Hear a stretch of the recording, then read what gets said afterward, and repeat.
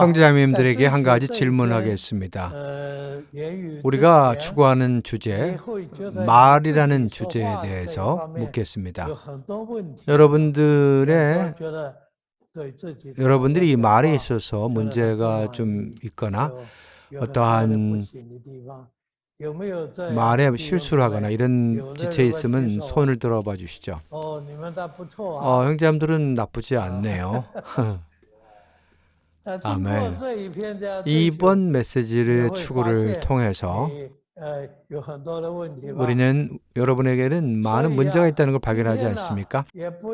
그러므로 오늘 이러한 교통을 통하여 우리가 완전히 고쳐지지는 않을 것입니다. 그렇지만 우리의 말이 어떤 방면에서 문제가 있는가를 알게 될 것입니다. 너무 미치지 못하는 부분이 있다는 것을 알게 될 것입니다. 이러한 추구를 통하여 우리가 개선되기 바랍니다. 또한 진보가 있기를 원합니다. 사람의 문제는 두 가지로 표현됩니다.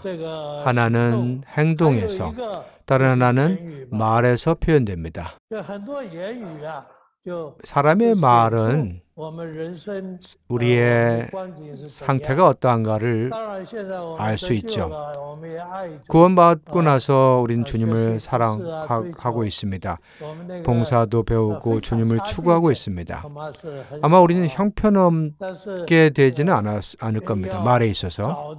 그런데 우리가 말에 있어서 문제가 있다는 부분에서는 아직 많다는 것을 알 것입니다. 그러면 여러분이 조별로 교통할 때, 추구할 때 서로를 열고 교통하시기 바랍니다. 어떤 문제가 있는지 살피시기 바랍니다. 먼저 제가 말하고 싶은 것은 사람을 손으로 때린다는 것은 뭡니까? 몸싸움입니다. 입으로 사람을 때리는 걸 뭐라고 합니까? 입다툼이라고 하죠. 입싸움, 입다툼. 부부는 대부분 대개 입다툼을 합니다. 그렇죠? 아이들을 혼낼 때도 우리의 말로 아이들을 혼냅니다. 악한 말이라는 게 있죠. 사회에서 거칠은 많은 말들, 듣기 힘든 말들, 많은 욕들, 이런 것들은 우리가 말하지는 않겠죠. 그렇지만 우리가 화를 낼 때 보면 우리는 말로 사람을 때립니다. 정말 그런 경우가 있습니다. 만일 우리가 우리의 말을 주의한다면 우리가 배워야 할 부분이 많다는 것을 발견할 것입니다. 어떤 사람은 말을 직업으로 삼는 사람이 있죠. 변호사라면 원고가 어떠한 말을 하라고 하면 원고를 위해 말하고, 피고가 만일 당신을 찾아왔다면 당신은 피고를 위해서 변호할 것입니다. 원고가 한 말이 틀렸다고 말할 것입니다. 여러분의 직업 자체가 이렇게 저렇게 바뀔 수 있는 것입니다. 그러므로 변호사는 그 말에 있어서 정말 다름을 받기가 쉽지 않습니다. 쉽지 않습니다. 장사하는 사람, 사업하는 사람도 나는 이게 미친다고 말하는 사람이 있습니다. 왜 그렇습니까? 사람들은 미친 장사는 하지 않는다고 사람들은 말을 하죠. 정말 미친다면 장사를 하겠습니까? 여러분이 야채를 사러 갈 때, 자매들이 야채를 사러 갈 때 이거 원하는 게 아닌데 라고 말하는데, 이게 별로 안 좋다라고 말하면서 근데 왜 여기 사려고 합니까? 그래서 여러분은 그 말로 이 별로 안 좋다고 하면서 깎으려고 합니다. 좀 싸게 해달라고 하죠. 우리가 부부 사이에 자녀들과의 관계에 있어서 말을 하는 걸 보십시오. 어렸을 때 우리가 말합니다. 애들한테 경찰 아저씨가 오신다, 울지 말라라고 말하죠. 이것도 옳지 않은 거죠. 그래서 사람의 말은 말 속에 문제가 많습니다. 그런데 우리는 그것에 대한 이해가 부족합니다. 특히 우리가 오늘 교통하는 이 주제 하나는 거짓말입니다. 거짓. 사탄은 거짓의 아비입니다. 그는 거짓말쟁이입니다.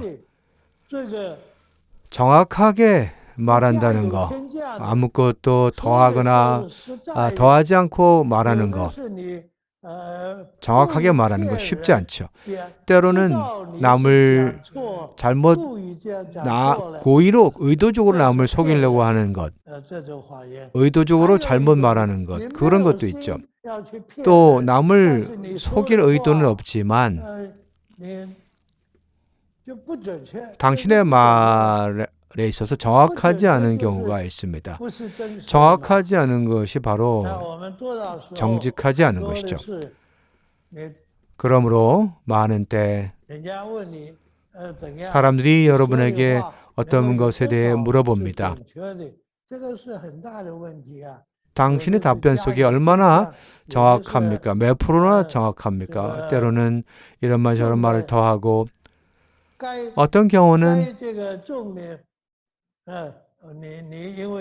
그 사람과 좋은 관계가 있으므로 가볍게 말하는 경우가 있고 어떤 사람에 대해서 좋은 관계가 아니므로 좀 세게 말하는 경우도 있죠.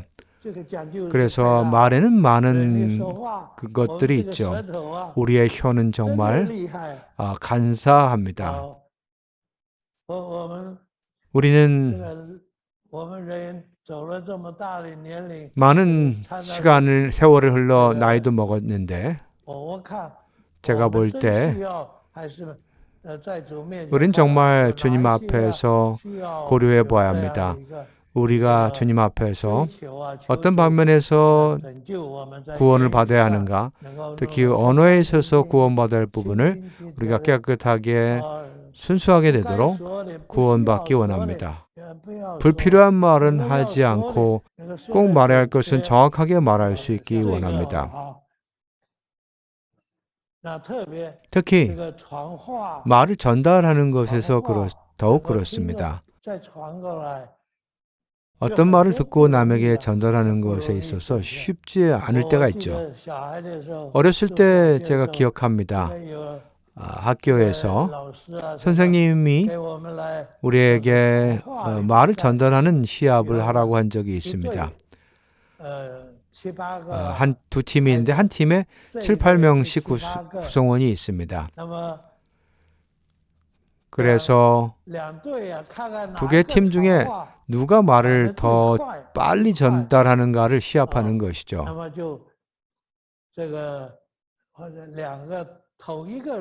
첫 번째 사람이 선생님에게 가서 듣습니다. 선생님은 어떤 말을 전달해 줍니다. 그래서 그 첫 번째 사람이 돌아가서 두 번째 사람에게 전달하고 세 번째 사람에게 전하고 여덟 번째 사람에게 전달을 합니다. 그리고 두 팀 중에 누가 제일 빨리 말을 전달했는가를 보는 것이죠. 그래서 마지막 여덟 번째 사람이 어떤 말을 들었는가를 물어보면 특이한 것은 다른 말이 되어버린다는 겁니다. 사람의 귀는 정말 정확하게 듣고 정확하게 듣는다는 것은 쉬운 것이 아닙니다. 거의 불가능한 것입니다. 그래서 말은 정말 정확하게 한다는 것은 쉽지 않습니다. 어떤 경우는 사람들은 이런 습관을 가지고 있죠. 그래서 이 사람 집안의 말을 다른 사람에게 말하고 저 집안의 일을 다른 사람에게 말하는 경우가 있죠. 그래서 없는 일도 만들어내는 경우이죠. 사실 누구를 해치려고 그렇게 말하는 건 아니지만 혀가 간사한 것이죠. 간교한 것이죠. 그래서 많은 문제들을 야기시킵니다. 이것 또한 우리의 문제 중에 하나입니다. 만일 우리가 여기에서 집에서 잘 아는 사람들 사이라면 사람들의 말에 어떤 실수를 지적할 수 있다면, 사랑 안에서 지적할 수 있다면 그것은 큰 도움이 될 것입니다. 그래서 저는 여기서 간단하게 이것을 교통해 드립니다. 조별로 나누어서 교통하실 때 더 간증할 수 있기 원합니다.